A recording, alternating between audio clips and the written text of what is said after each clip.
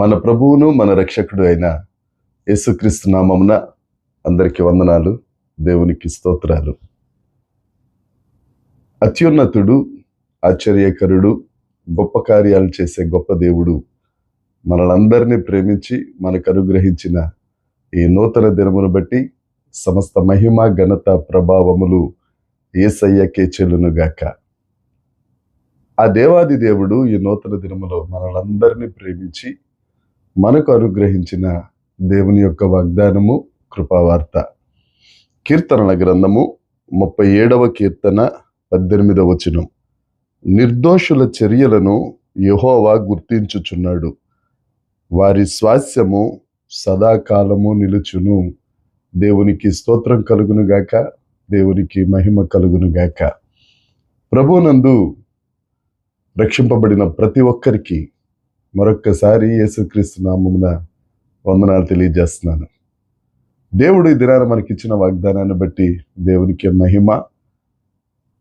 దేవుడు అంటారు, నా స్వాస్యమును నేను గుర్తించుచున్నాను. మన స్వాస్యమును గుర్తించే గొప్ప దేవుడు ఆయన. మన నిర్దోషత్వమును గుర్తించే గొప్ప దేవుడు యేసుక్రీస్తు ప్రభు.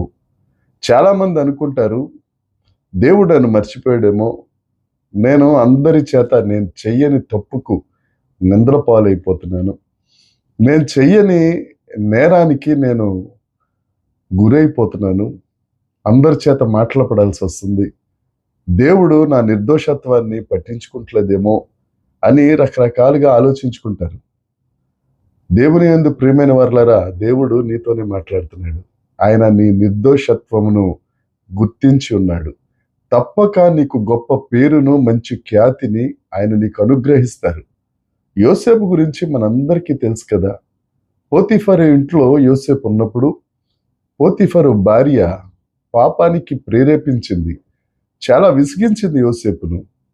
ఆఖరికి తన వస్త్రాన్ని విడిచి బయటికి పారిపోయాడని అందరి ముందు తన పాపాన్ని కప్పిపుచ్చుకుని యోసేపు మీద నేరాన్ని మోపింది.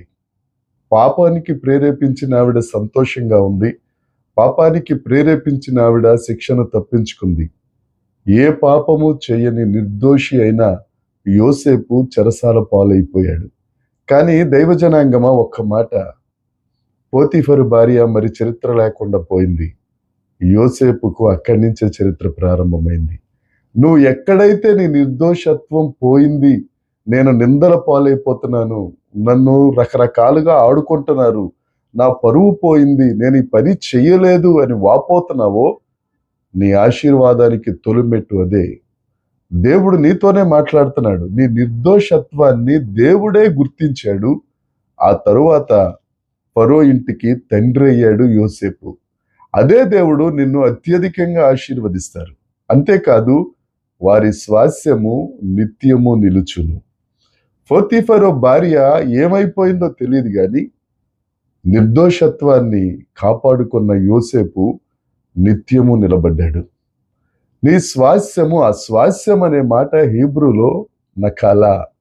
నకాలా అంటే నీ యొక్క ఆస్తి, నీ యొక్క పేరు ప్రఖ్యాతులు, నీ దీవెన, నీ ఆశీర్వాదం నిత్యము నిలుస్తాయి. చాలా మంది పోగొట్టుకున్న ఆస్తిని మరలా తిరిగి తెచ్చుకోలేరు. నిందల పాలైన వారు వారి యొక్క భాగ్యాన్ని మరలా తిరిగి పొందుకోలేరు. కానీ నీ నిర్దోషత్వాన్ని గుర్తించిన దేవుడు ఉన్నాడే, నీ స్వాస్యము, నీ నకాల, నీ ఆశీర్వాదం, నీ పేరు ప్రఖ్యాతులు నిత్యము నిలిచేటట్లుగా చేస్తాడు. ఆయన నీ ప్రార్థనను గుర్తించాడు, ఆయన నీ సహనాన్ని గుర్తించాడు, ఆయన నీ ఓర్పును గుర్తించాడు, ఆయన నీ మంచితనాన్ని గుర్తించాడు. అంతేకాదు, దానికి తగ్గట్టుగా నిన్ను ఆశీర్వదించి అనేకులకు ఆశీర్వాదకరంగా నిన్ను చేశాడు. నువ్వు వారి దగ్గర ప్రార్థన చేస్తే నీ స్వాస్యం, నీ ప్రార్థన ఫలం అది నిత్యము నిలిచే ఉంటుంది. నువ్వు సంపాదించుకున్నది నీ పిల్లల పిల్లల వరకు నిలిచే ఉంటుంది. దేవుడు నీ నిర్దోషత్వాన్ని గుర్తించాడమ్మా. దేవుడు నీ నిర్దోషత్వాన్ని గుర్తించాడన్నా. ఎందుకు భయపడ్డావు? ఎందుకు నువ్వు అనవసరంగా దిగులు చెందటం? దేవుడు చెప్తున్నాడు కదా, నేను నిర్దోషత్వాన్ని గుర్తించాను. నీ స్వాస్యం నిత్యము నిలుస్తుంది. ధైర్యంగా ఉండు. ఈ దినమంతట్లో ఈ వాగ్దానాన్ని స్వతంత్రించుకో. దేవుని నామాన్ని మహిమపరచు. దేవుడు నిన్ను దీవించునుగాక. ఆమేన్. ప్రార్థన చేసుకుందాం. పరలోకమందున్న మా తండ్రి, పరిశుద్ధుడా, కృపగలిగిన దేవుడా, నీకు స్తోత్రాలు ప్రభువా. దేవ, అనవసరంగా నిందల పాలైన, అనవసరంగా తండ్రి బాధపడుతున్న, దిగులు పడుతున్న వీరందరినీ ఒక్కసారి కరుణించు ప్రభువా.